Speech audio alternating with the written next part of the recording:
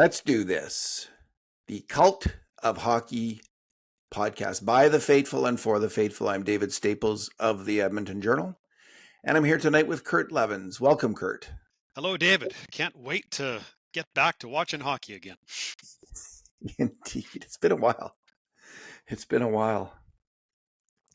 Kind of a strangely long break between the series, but who does it help? The Florida Panthers or the Edmonton Oilers? I guess it's hard to know. The Oilers are a little bit older team, but it's certainly different than last year, where the Oilers kind of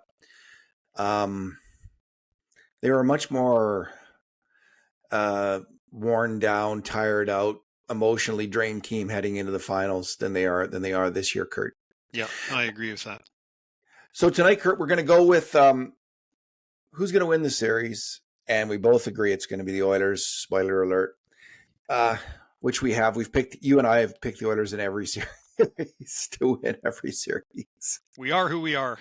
We are not in this regard. We are fans. Like, the cult of hockey is where the fans are, and we are two of them.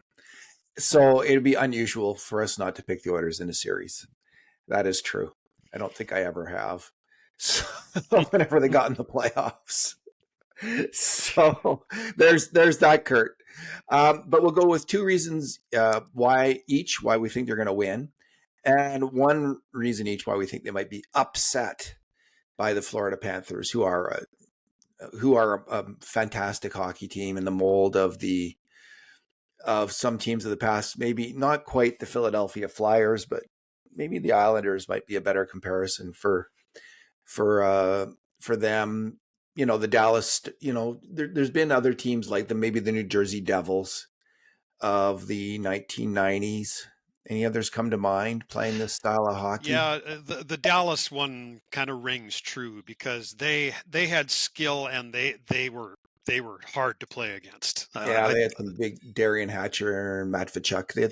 I think that's a fair comparison at the very least. So. Anyone more recent from this century that we can think of? It's interesting LA, because Los Angeles Kings from there. I mean, a little, but that's a ways back now, right? I think, and 2012 and 14. Yeah, and the fact is the game's kind of changed, and not as many teams play that style anymore. Yet here we are in the final, and there's two teams that are fully capable of playing that way. So the NHL is a bit of a copycat league. When something works for somebody, others follow. So it'll be interesting if this turns into the tremendous series that most people seem to think it's going to be. You may see teams start to construct their rosters a little differently. That'll be a fun one to watch. What is your prediction, game, Kurt, with including games? How many games is it going to take? What would you say? I'm picking the Oilers. Shocker, I know. And I'm going a little bit off the board on this one, and I think a few people might be a little bit surprised. I'm picking the Oilers in 5. Yeah, I'm going to go Oilers in 6. I could see it. I don't like getting too cocky. I mean, I think like there's Daryl Razor Ray of the Dallas Stars, who 2 years in a row has picked the Stars to stomp the Oilers. And I know this has nothing to do with anything, and that had nothing to do with anything, but yeah, you can get a vibe in a city and a fan base and a team of overconfidence. And I think that maybe Dallas suffered from that somewhat, maybe even 2 years running, even though they lost to the Oilers. I think that might have been a thing with the Dallas team. From the Florida fan base and from what I've been listening to of their podcast, I'm not getting that vibe from Florida. This is a team that knows this is going to be a hell of a series and a difficult series. I don't have that feeling that they're overconfident, nor do I think that the Oilers are. Both teams are confident, yes, but not thinking this is in any way one. They know how hard it is to play the style of hockey it takes. That's why they know. Yeah. That's why they're not overconfident, because they know how difficult it is. The reason I'm picking 5, I think that every game will be tight.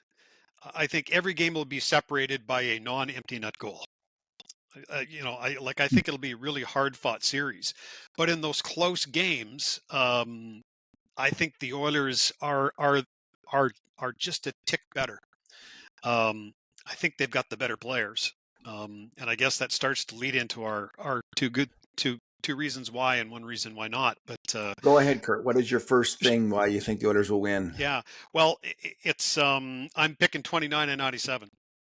Leon Draisaitl and Connor McDavid, and that while that may seem blindingly obvious, I think there's a few reasons why I picked this. One, I think they're the two best players in the series going in. Now, that may or may not end up the case at the end of the series. There may be one or more Florida players who really rise to the occasion. They certainly have the quality of roster of there. They can do that. But I think on paper, if you just look at in the cold, hard light of day, I think those are the two best players on the ice going into the series. But I also think that those guys are healthier and more rested than they were in this series last year. In fact, I generally think that applies to the whole Oilers team.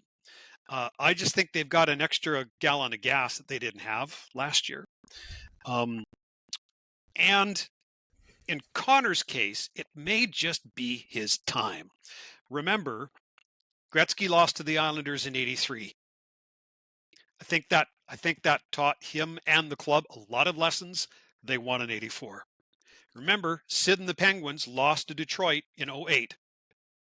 Beat the Red Wings in '09. I think Sidney Crosby matured and learned a whole lot between '08 and '09. We all know Connor last year. If it follows the pattern of the two truly generational players before him, Wayne Gretzky and Sidney Crosby, that suggests to me that this is the time. And just a quick nod, nice to see Leon Draisaitl finally ending up somewhere on the Selke ballot. He ended up 6th on the Selke ballot this year. So yeah, my reason why I think they'll win, I think ultimately McDavid and Draisaitl will prevail. You know, on the Selke thing, Kurt, I honestly believe that Connor McDavid is the best defensive center on the Oilers and a more consistent defensive player than Draisaitl. And I mean, I think that recognition for McDavid, I believe it's true. It's certainly what our video review over the years has shown, that McDavid consistently makes fewer mistakes on grade A shot plays than Draisaitl does. I think him being on the PK will help bring that recognition. That's one kind of signifier of someone's defensive prowess, and he's doing a pretty good job there. As far as Oilers have the better players, I'd add Bouchard to that list. That's been their playoff MVP. Absolutely. I think it's fair to say at this point. Yep. I guess the other guys, people in the running, Hyman was till he got hurt. Mm-hmm. Skinner has pushed his way into that. If he has a great final, he could win it. Nugent Hopkins has been fabulous. Yeah, Nuge could do it. He'd be the darkest horse because he's up against McDavid and Draisaitl, like the same kind of. Agree. And McDavid and Draisaitl obviously have a big chance. I don't really see anyone else getting in there, but so Evan Bouchard is, he's just a fantastic two-way defenseman in the playoffs 2 years running, who really does set himself apart with his offensive play. I mean, he's not the best defensive defenseman on the ice, but he's by far the best offensive defenseman on the ice. Yeah, and we're seeing these playoffs, as we saw last playoffs, that he's fully capable of defending like this, right? Well, yeah, he's doing a really good job. According to our work, my work now, because Bruce isn't there to help me, Kulak is the best defensive defenseman on the Oilers in the playoffs this year, but he's just a little bit better than Bouchard. They're both have been really good. They're not posting the numbers that you might have seen from, let's say, Adam Larson or Chris Russell in their prime. The two best defensive defensemen we've seen on the Oilers in the McDavid-Draisaitl era, but they're close. They're close to being as error-free and suppressing grade A shots as well as Russell and Larson. And so that's really good. Yeah, and in the case of Kulak, that's a big sample size because he is leading the Oilers in average TOI per game in the playoffs. So he's not just sliding in there. So. Yeah, good player. Jeez, he comes through every year in the playoffs. Right? Kulak. Every year in the postseason, Brett Kulak shows up, man. Yeah, I'm glad he's got another year left on his contract at $2.75 million. Right? What a bargain when you consider what he gives you, hey? Oh yeah. Yeah. I mean, really, Kurt. Like every year in the playoffs. I mean, he's been better than Darnell Nurse every year in the playoffs. and he's not the same player. Nurse does have an element that Kulak doesn't have, the intimidation. But just in terms of on ice play, Kulak's consistently outplayed him in the playoffs, and we all know the salary divide. But anyway, let's not get into that can of worms. There'll be a time and a day for that. Oh, and Kulak needs a new contract. Yeah. Okay, so my first reason is very similar to you mentioned it briefly. Just the health of the team is much better. So first of all, there's the kind of the mental health or the attitude of the team. McDavid stressed this in his last interview after they beat Dallas, just how normal it felt. This is just like, there was high drama, obviously, in the Kings series, the first series, where they were discombobulated because their team hadn't played together in a month. Almost half the team, it seemed like, was coming back from injuries or was new to the team or whatever. They just all new partnership, all new lines. It was a mess. And in the first 2 or 3 or 4 games against the Kings, we saw how that played out. The Oilers were lucky not to be down more in that series when they did finally figure it out. But since then, it's been very clinical, their play. Very just really solid defensively. They're giving up grade A shots, but they're not giving up the worst kind, the shots off the rush. They're not giving up seam passes. Those are the ones that kill Pickard and Skinner and many goalies. They just have really shut her down in that regard. And when this team does that, they win. When this team does that, they win. And they've been doing it. And they did it against two. Like, I remember we both picked the Vegas and Dallas series, I think, to go 7 games. And we did it not because we doubted the Oilers. We did it out of respect for the opposition. 2 really good hockey teams, Vegas and Dallas. They really are. And 2 of the best off the rush in the whole NHL, right? Well, that's it, right? They seem to, be kryptonite to the Oilers because this is the thing that gave the Oilers trouble against the Kings. It was the thing that gave them trouble all year. And so it looked like a tough matchup for the Oilers. They have good defenses. They're deep teams. They have 3 or 4 lines that could really play. They had solid goaltending, especially Dallas was rumored to have solid goaltending. So we were really super worried, but the Oilers were very calm, clinical, professional, and they just went out there and they got it done. It was great to see because that's what a Stanley Cup winning team looks like. I remember suddenly. I remembered. This is it. That's it. That's what you do. Yeah. That's how you win the cup. That's how they won it in 1990, and they won it in other years as well by dominating play like that, two-way play like that at even strength, and having good special teams. Go ahead. Offer an observation. It's kind of a combination of health and defense that you're talking about. I think this is the most complete Oilers blue line since 1987.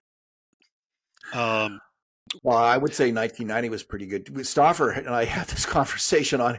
He brought up Paul the Coffey same was gone team by then, though. Yeah, but they had a great defense in 1990 as well. But to me, Evan Bouchard is the new Paul Coffey. Slightly different player, but that's why I look at it. I don't know. Maybe that's why Bob looks at it. That's why I see it. That was the argument he made as well. Same one. But my point here is, when you think of going into the playoffs, Jake Wallman hadn't played. He'd been hurt. And many of us wondered if the career of John Klingberg was over. Because remember, he went on LTIR at the end of the season. And all of a sudden, did you hear Evander Kane address that? He was on the Stripes and Snipes podcast. No, I'll hold my thought. Tell me what they said. Kane said they didn't think Klingberg was going to play the rest of the year. Like they were uncertain about that. The players on the team didn't know that.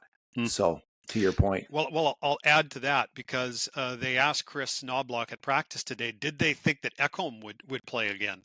And his answer, and these aren't his exact words. I'm summing up. He said, maybe if we were lucky late in the Stanley Cup final, but no, this early, no. It was an emphatic no. So in both cases. So back to my original point, between Wallman and Klingberg, I think their third pairing is a superior third pairing to what Florida can offer. And so you combine the state of their defense and health.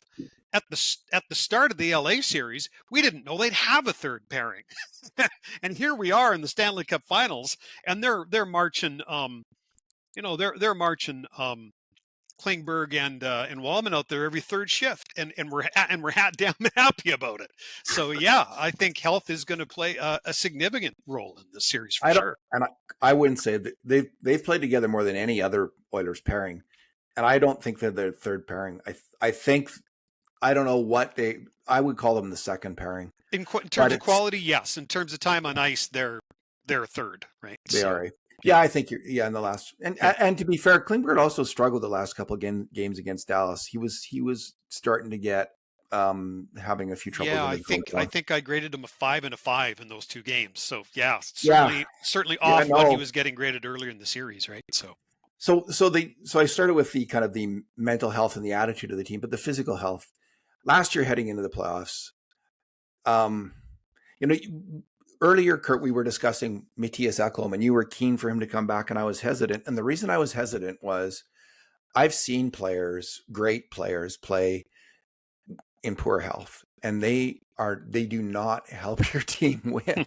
I saw Darnell Nurse play last year in the playoffs. I saw Leon Draisaitl in the finals. I saw Evander Kane in the finals. And by then, Kurt, I'm not saying that Draisaitl was a net negative in the finals. He wasn't. He always holds his own and he made plays. But man, he was not close. Yeah. Not close to where he was in the first round of the play. He was a beast until he got hurt against Vancouver. Yeah. You're being absolutely fair on all three players. Kane, the same thing. Kane was a net negative in the 3 games he played in the finals. He was starting to be in Dallas, and it became the case when he played, I think it was 3 against Florida. And Darnell Nurse, he was just struggling. They couldn't find somebody who could play with him until they found Philip Broberg, who was more mobile and agile and who could carry the puck and make plays. They needed someone to carry him, essentially. So they don't have that. My point is not to focus on that again necessarily, but to focus on how these guys are healthy. Nurse is healthy now. He looks healthy. He's playing healthy, and he's playing better. And aggressive. He looks like Darnell's got his edge back. Kane looks pretty healthy, and Draisaitl looks pretty healthy. McDavid looks real healthy. He missed practice on Monday, but he's still his last game against Dallas. Man, he was flying. Oh yeah. Hyman was hurt last year in the playoffs, and by the end was not his. Now he's out completely, so that's obviously one negative, but it's made up. That's one player. But Ekholm looked in his game back. He looked good to me. Corey Perry was hurt last year in the playoffs.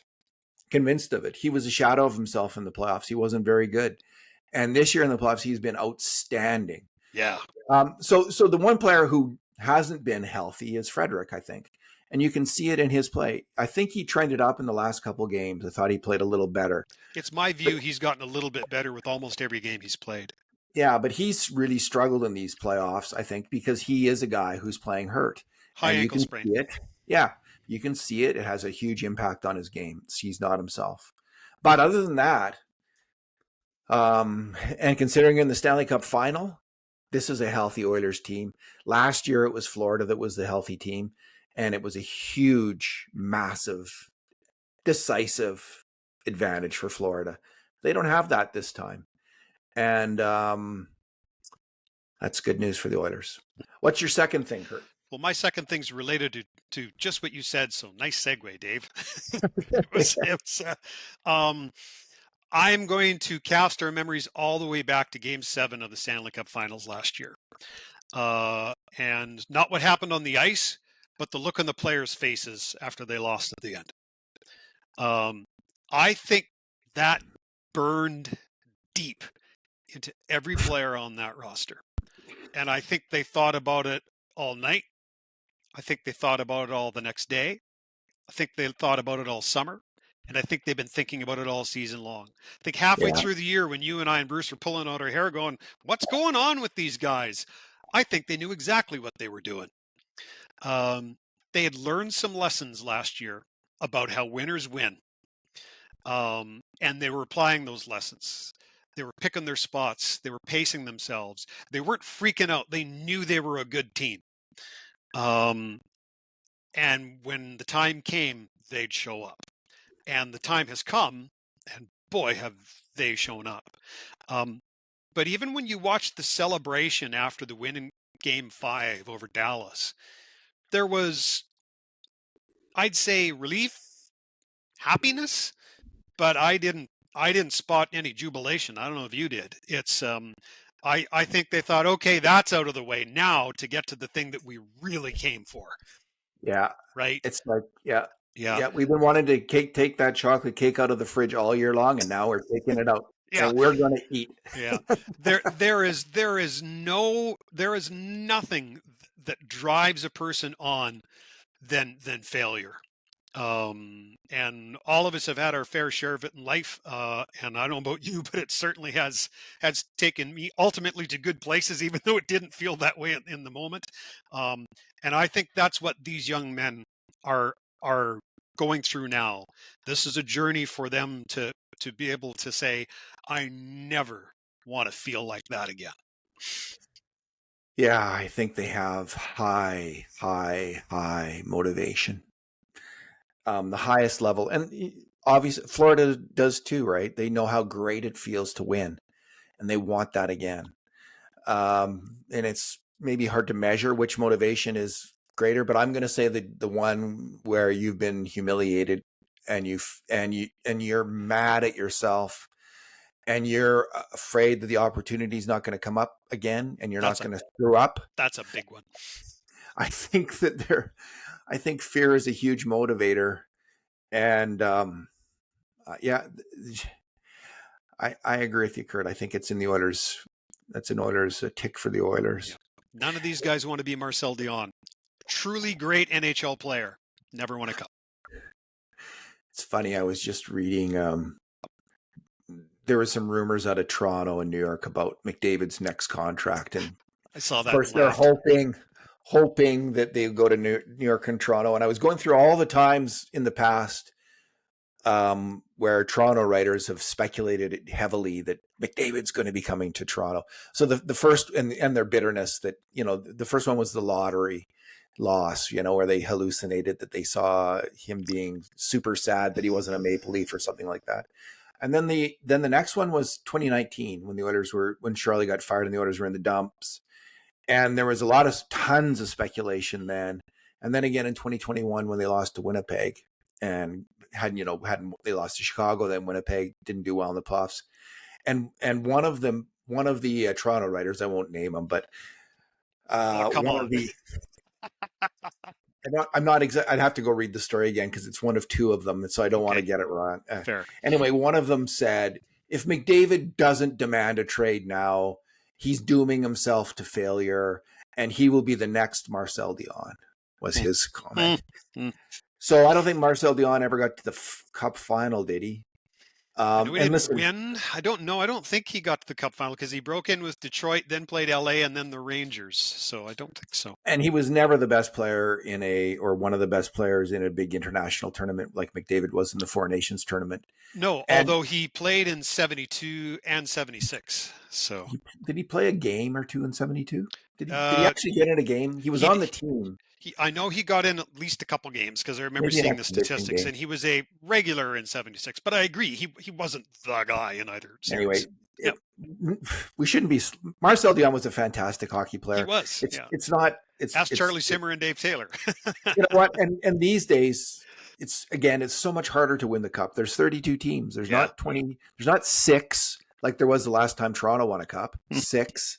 You didn't have to beat 5 teams. You got to beat 31 teams now. It's really hard, and there are going to be great players who do not win the Stanley Cup going forward. It's just the nature of this beast. It is so hard to win the Cup, and your odds are greatly decreased.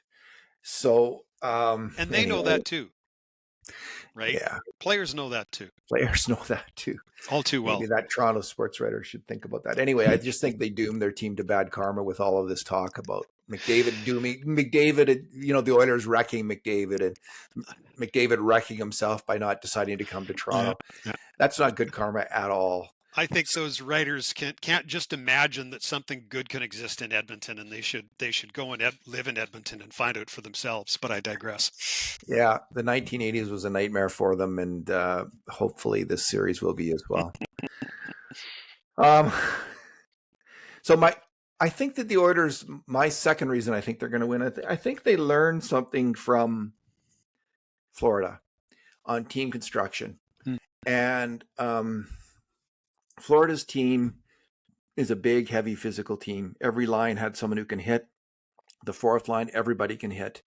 The defensemen, though, were pretty mobile. Last year they had Oliver Ekman-Larsson and Montour, Gustav Forsling. These are all players who can really move the puck. And I think that the modern NHL game is marked by two things that can help you win, give you an advantage. And if you have forwards who can get in and hit and punish and hurt on the forecheck, in a playoff series, as it goes along, that really helps you. And the Oilers, I think, averaged something like 16 grade A shots in the first 4 games of the Stanley Cup Finals last year, 16 grade A shots per game, which is a lot, kind of their season average. And then in the last 3 games, they averaged 9 against Florida. And I think that there was a physical toll on the Oilers, and they were less able to mount an attack in those final games. They just didn't tighten up. Everything slowed down because everyone was so banged up. Yeah. And you bang up teams by getting in there on the forecheck, nasty fashion, and drilling people into the boards. Every hit's an investment, right? Yeah, the Oilers, this is why the Kapanen move made so much sense. He hadn't been a particularly physical player in the regular season, but he's become a hit monster in the playoffs. And almost every player on the team hits. The only 2 players who I would say are kind of non-hitters are, to some extent, like, don't hit. RNH doesn't hit very much. And Bouchard doesn't hit a lot.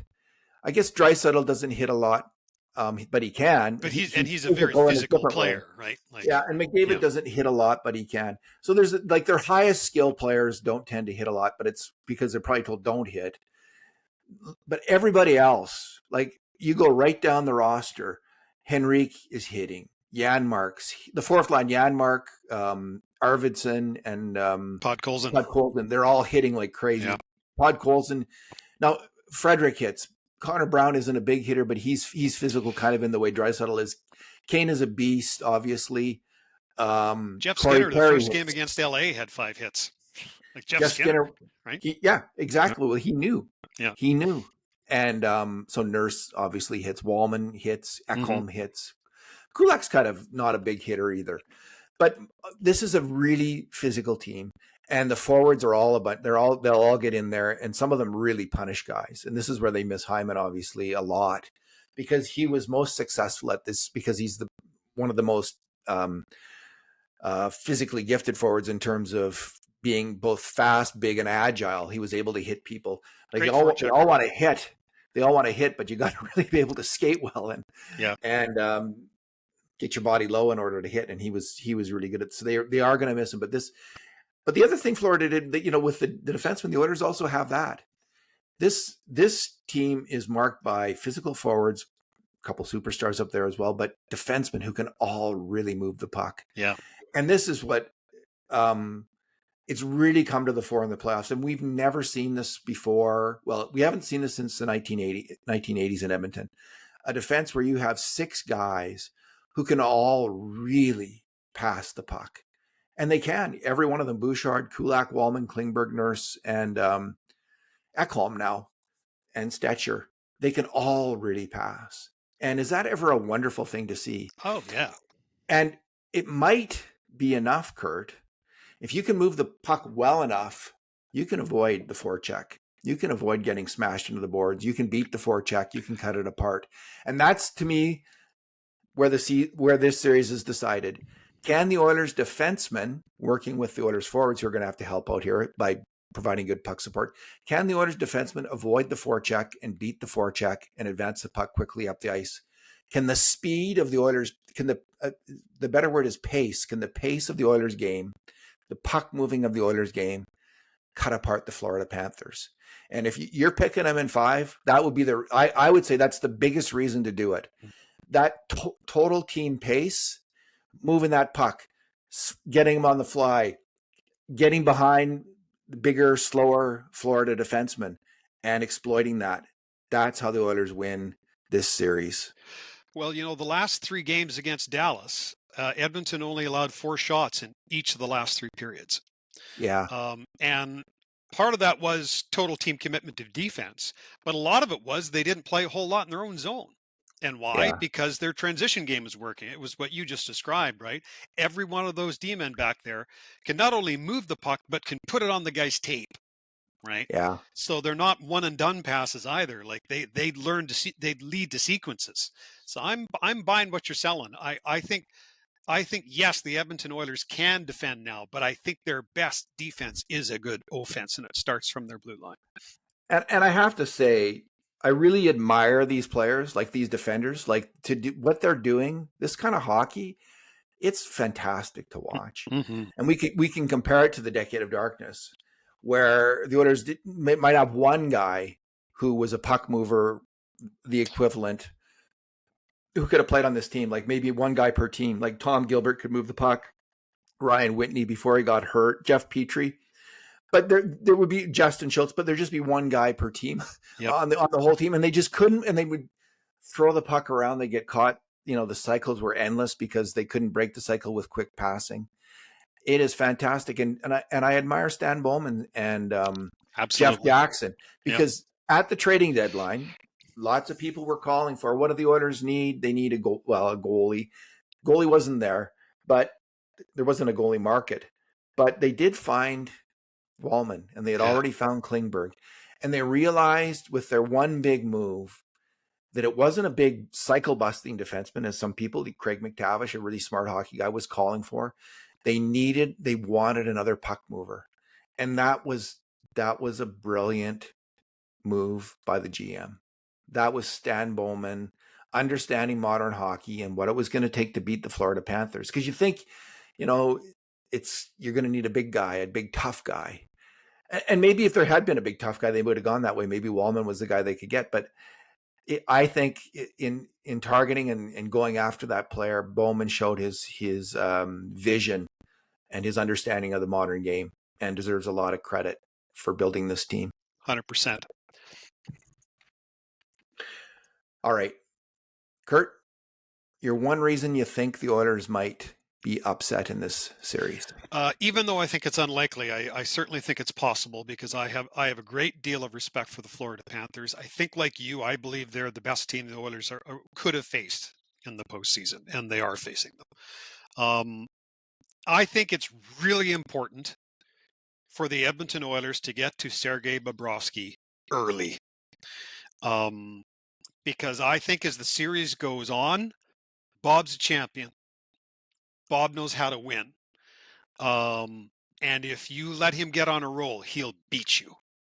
I think he's a bit hot and cold. But if he gets going, if he gets feeling it, you're in trouble, because he'll stop things he shouldn't stop. On the other side of that, the Oilers haven't been great at their starts this series. Overall, most games they've started well, way better than they did in the regular season. But the series, like, you think the LA series is the extreme example, I guess, where they were down 2-0 and behind in Game 3, right? And had to come back. Vegas, for the most part, like, they won the first game. I don't think the Vegas series was ever really in doubt. But against Dallas, where they blew that lead in Game 1, and everybody was going, oh God, here it comes again. I think if the Oilers have a slow start like they did in the LA or the Dallas series, or like they did against Florida last summer, where they went down 0-3, they're done. Because I think Sergei Bobrovsky will get that look in his eye and he'll slam the door shut. But I think if you can get to him early, I think that's going to be a key to winning this series. So there is my reason why they might not win, because the Oilers have not always been starting strong in series. And if you give Sergei Bobrovsky a chance, he might not give you two. Yeah, it'll be interesting. He did play weaker as the series went along. He was really good on the toughest shots, like the seam passes and the break-ins, Yep. and a little rougher on the outside shots. So just keep shooting, I guess, and get people in front of him. The goalie can't stop what he can't see, and score those goals, outside shot goals.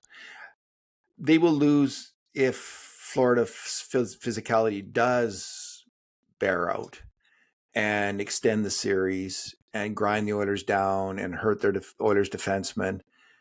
And Florida they've got a great core, great top three lines, great top four defense.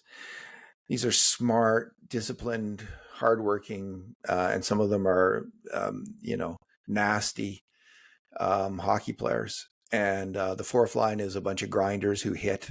It's all guys who just hit. They're going to be really tough if they can get that physical game going and pound the Oilers. So it's a possibility that's going to happen. It happened to some extent last playoffs, and they were dealing with a slower moving, more banged up team to start with. But it could still be the deciding factor in this series. It's what Florida has. It's their game.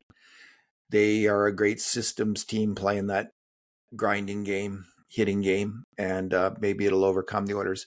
And the problem is when Florida gets in on the forecheck, I feel like Stuart Skinner's weakness is plays coming from behind the net, where he can't see it, and it's moving around behind the net, and maybe goes out to the point then, and there's a shot, or just comes right from behind the net in front.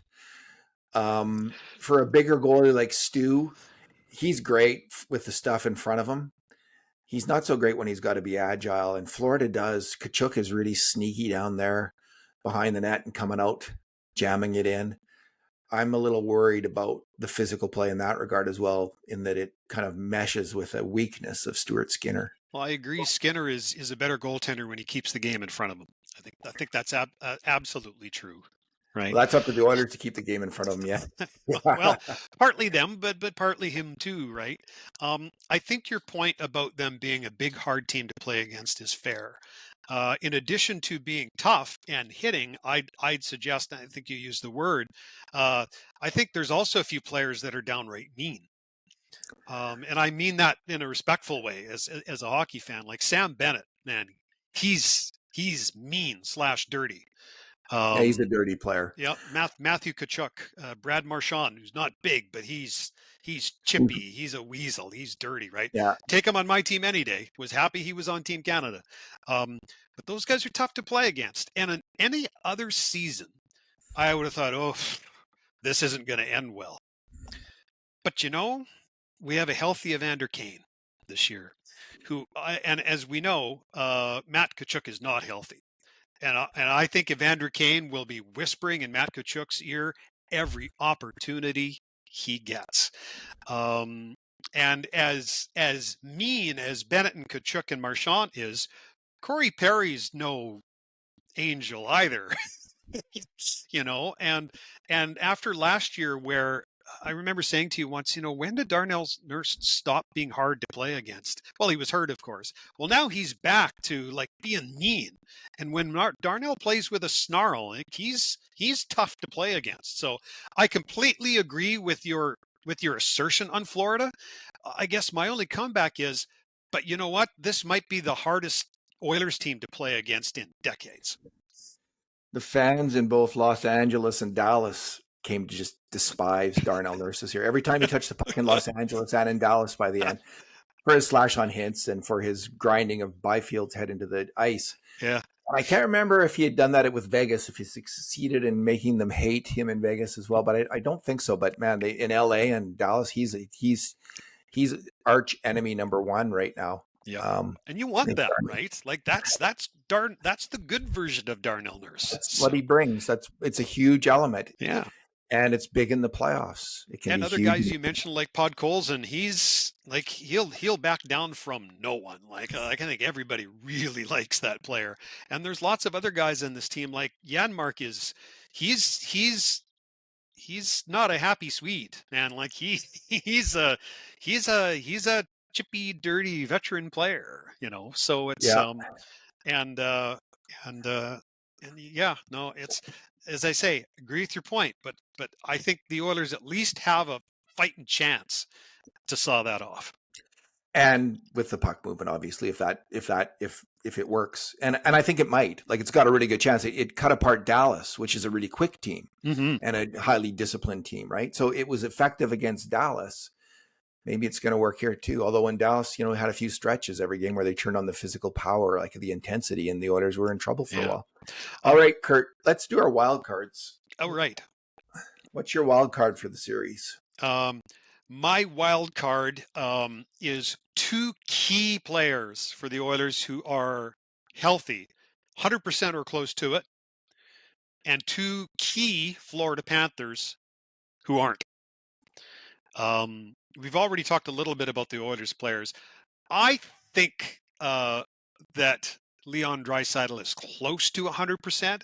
We had to laugh. Kevin McCurdy and I did the podcast after Leon scored on that one-timer, and we both said, "Oh, David would be right there," because David was the guy who had the theory. There's something wrong because I haven't seen the one-timer. So when we saw the executioner shot, we okay, David will be happy. So we talked about you fondly in that podcast. Shot. Yeah. What a shot that was. It was. And no wind-up either, right? It was just like slapped at home. Great to see it. Great to see it come back. Yeah. So I think a healthy Leon Draisaitl over a 4 to 7 game series, I think will make a big difference in terms of skill and in terms of physicality, because he can, when he's healthy, he can absorb a lot too. I think the wild card for the Oilers is Evander Kane. Because my sense is Kane knows down deep that while he couldn't help it last season, the guy was hurt. It's not like he had a choice, but he knows down deep that if he was healthy, the Oilers probably would have won that series. Yeah. And just knowing the kind of guy Evander Kane is, I think he's coming into this series with a serious bone to pick. And I think he is going to run right over top of them in game one. And all hell will break. I think game one is going to be nasty. I'm preparing myself. And I think Evander Kane will be right in the middle of it. And I think the Oilers have a better chance if he does. Flip side, Matthew Tkachuk, who is, look, you don't have to like a player to admire how good he is. Matt Tkachuk's a very good, very valuable, very effective player. I don't like him one single bit. In this series, it's clear that he is not just down one court, but down two. I was looking at the skating stats, the NHL skating stats for the final four teams. He was the slowest person on the ice. He is severely held back physically. And that's a real negative for Florida. They're going to miss that in all the ways that he can normally impact a game. He'll go out there and give it his all. I have no doubt about that. He's a gamer. But like you described with Draisaitl in the series last year, there's just going to be a limit to how much he's going to be able to give. And the other guy who isn't 100% is Sam Reinhart, who is their best pure goal scorer. And if he's not right, well, now two of your very best forwards are playing on their hind foot. And so if you add up Kane and Leon and subtract Reinhart and Tkachuk, I think that's the wild card in the Oilers' favor. I think I've read that Anton Lundell has been fighting injuries through the playoffs, and more recently, what's their third line winger, Finnish guy? Luosterainen. Yes. Also was injured. So, they might be the more banged up team actually heading into the finals. It's possible. Mikko Mikkola has been hurt too. So he's a hell of a player right now. He's really coming into his own. My wild card are just the two fourth line wingers on the Oilers, Kapanen and Podkolzin. They have been, they're near the top. Now, Florida is the same. Their fourth line guys are right at the top for hits. Johan Gadjuvic, we're going to learn to hate that guy, I think. Jesper Bokvist, and can't remember the third guy, but they're really hitting like crazy. But Podkolzin and Kapanen, wow. I was not a Kasperi Kapanen fan this year, but he has made me into one. He is just going out there and playing his heart out and playing gutsy, hitting hockey. And Podkolzin, Yeah, Evander Kane was giving him all kinds of praise on that podcast, just saying what a workhorse he is and how fierce he is and how he's impressed his teammates with his work ethic. So those guys, we expect them to hit, but they might put a few goals in too. And that's how I'm picking them. Is if you start to see those guys scoring, that'll be really, really good news for the Oilers, because that's unexpected, and they could make a big difference in games for them to get one, a goal, let's say, between them every second game. That would be huge for the Oilers. Well, on Jan those Mark, two, yeah, on that line, right? Oh, Go yeah. ahead. And Janmark shows up in the playoffs, right? Like he sure is did a in the good finals. clutch player. Yeah, he is. He was dominant in the finals last time. He was one guy who didn't slow down and was kind of carrying the Oilers in games 6 and 7 to some extent. And the only guy that scored in game 7, right? He was. And he was amazing. So we'll see if Matthias, if he cranks it up too. I guess he's like, it's the wild card line at that whole line. So, well, Kapanen's always been a bit of an enigma, right? Because when you watch him, like he's got all the tools. Like he's big, he's fast, he's skilled, he can handle the puck, he can shoot. He's just never been able to put it all together. But when he does, he's dangerous, right? Like he's a good player who, you know what they say, all tools, no toolkit. Well, I don't know how skilled Oof. I think he's got. I think he is. He has some skating skills, obviously, but in terms of it's like Yakupov, right? Like he had some incredible skill, but it's just not at the high enough level to beat NHL players consistently. And Kapanen just doesn't put together that skill in a way that consistently.